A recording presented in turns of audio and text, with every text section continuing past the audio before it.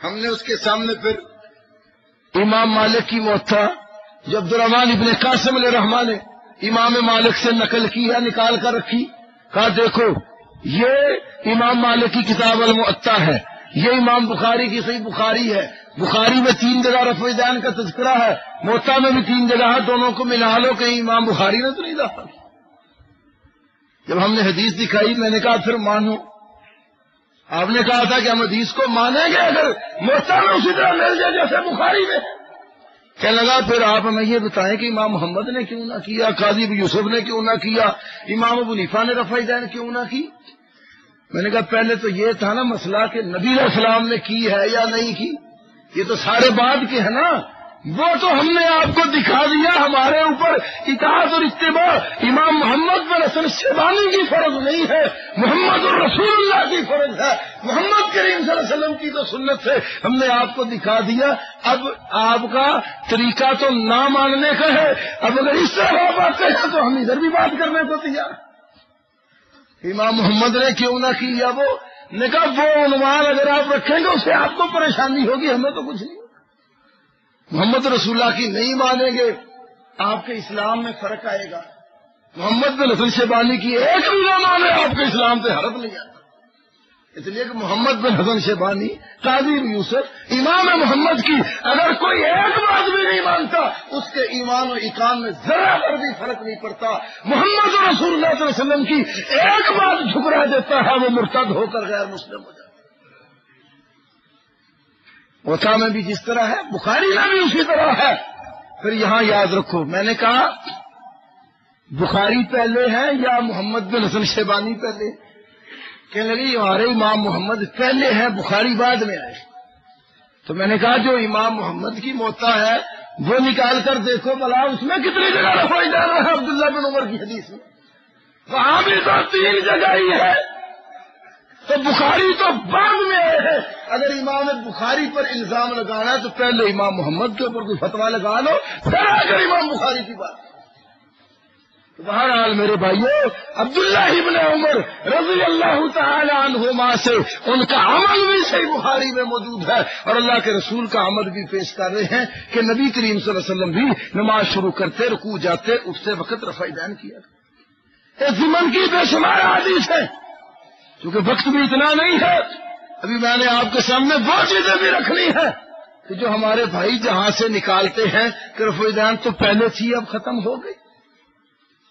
میرے بھائیوں ہمارے بھائیوں کا اس مسئلے میں کوئی ایک مذہب نہیں ہے، کسی ایک بات پر متفق نہیں ہے، اگرچہ مقلد ایک ہی امام کے ہیں لیکن اس مسئلے میں ان کے تقریباً 10 کے قریب مذہب ہے۔ ایک تو عوامی مذہب ہے جو عامت الناس میں گردش کرتا ہے، کتابوں سے اس کا کوئی تعلق نہیں۔ وہ کیا؟ جب کسی کو رفع الیدین والی بات بتاؤ تو وہ کہتے ہیں چھوڑو جی، رفع دین تو اس وقت کرتے تھے جب آپ کے پیچھے صحابہ بت لے کر کھڑے ہو جاتے تھے، بغلوں کے نیچے بت دبا کر آ جاتے تھے تو آپ نے ان کے بت گرانے کے لیے رفع دین شروع کروائی۔ اور ایک بیوقوف سے میں نے خود یہ بھی سنا ہے، وہ کہتا آمین اونچی اس لیے کہلوائی تھی نبی علیہ السلام کو پتا چل جائے کہ میرے پیچھے نماز پڑھنے والے کھڑے ہیں، یہ بھاگ گئے ہوئے۔ اس مسجد میں لاہور سکیم موڑ میں جمعہ پڑھاتا رہا ہوں کافی سال، وہاں جو ہماری مسجد کے انتظامیہ ہے نا وہ پہلے بریلوی مکتبہ فکر سے ان کا تعلق تھا۔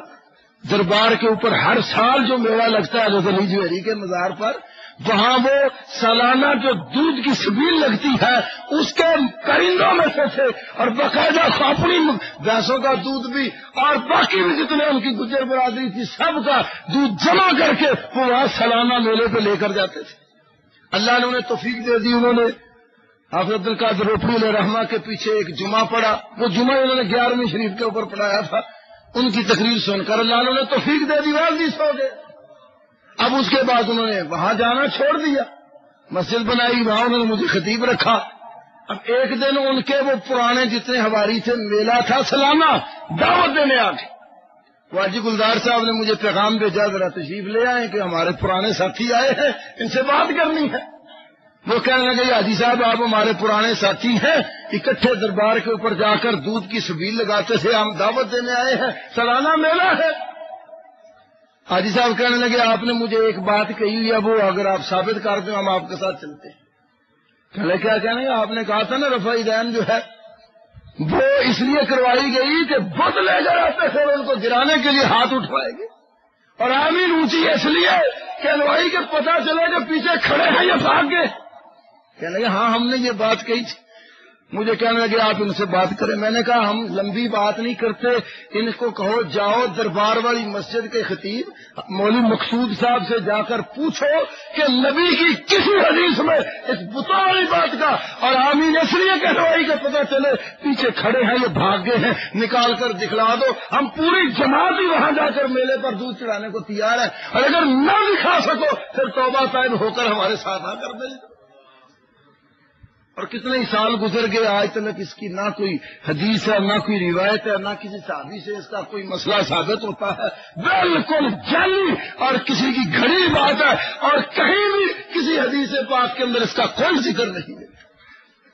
پھر یہاں ایک اور بات یاد رکھو، اللہ کے بندے پہلی دفعہ جان کرتے ہیں کہ نہیں؟ جب بت لے کر آئے تو پہلی دفعہ ہاتھ اٹھانے سے وہ بت گرتے ہیں کہ نہیں؟ اور یا جن لوگوں نے پہلی دفعہ نہیں گرنے دیے تو وہ رکوع جاتے ہوئے یا اٹھتے ہوئے کیسے گرنے دیں گے؟ اور اگلی بات یہ بھی قابل توجہ کہ نبی کے پیچھے نمازیں پڑھتے تھے آپ کے صحابہ، اعوذ باللہ کیا صحابہ کرام کے بارے میں یہ ذہن عوام کو دے دیا گیا ہے تو مسلمان ہونے کے بعد بھی بت نہیں چھوڑتے تھے۔ دوسرا مذہب کیا ہے ان کا کہ جو آدمی نماز میں رفع یدین کرتا ہے اس کی نماز فاسد ہو جاتی ہے۔ یہ مذہب ان کا ابو الیاس جو ان کے سمرقندی فقیہ ہے انہوں نے اپنے فتاوی النوازل کے صفحہ 49 کے اوپر ذکر کیا ہے کہ امام ابو حنیفہ سے وہ ایک روایت لایا مقول نصفی کی، تو جو نماز میں رفع یدین کرے اس کی نماز فاسد ہو جاتی ہے، خراب ہو جاتی ہے۔ تیسرا موقف ان کا کہ یہ جو رفع الیدین ہے یہ سب سے زیادہ قوی اور زیادہ ثبوت والا مسئلہ ہے۔ علامہ انور شاہ کشمیری نے نیل الفرقدین کے اندر لکھا ہے کہ رفع الیدین سند اور عمل دونوں کے لحاظ سے متواتر ہے، اس کا تو ایک حرف بھی منسوخ نہیں ہے۔ اور عدم رفع کہتا ہے سند کے اعتبار سے تو متواتر نہیں ہے، عمل کے اعتبار سے متواتر ہے۔ تو اس سے یہ معلوم ہوتا ہے کہ ایک ان کا مذہب یہ ہے کہ رفع الیدین کا مسئلہ نہ کرنے سے زیادہ قوی ہے، کہ سند کے اعتبار سے بھی قوی ہے، عمل کے اعتبار سے بھی قوی ہے۔ اسی طرح ایک موقف ان کا یہ ہے کہ رفع الیدین کرنا نماز میں مکروہ ہے۔ یہ ان کی جو حلبی کبیر ہے فقہ حنفی کی کتاب اس کے صفحہ 347 پر لکھا ہے، اور جب مطلق طور پر فقہ حنفی میں مکروہ کا لفظ بولا جاتا ہے فتاوی شاملی اور فتح القدیر شرح ہدایہ وغیرہ میں لکھا ہے اس سے مراد ان کے نزدیک مکروہ تحریمی ہوتا ہے، قرآن کے نزدیک یہ حرام کے قریب بھی ہے۔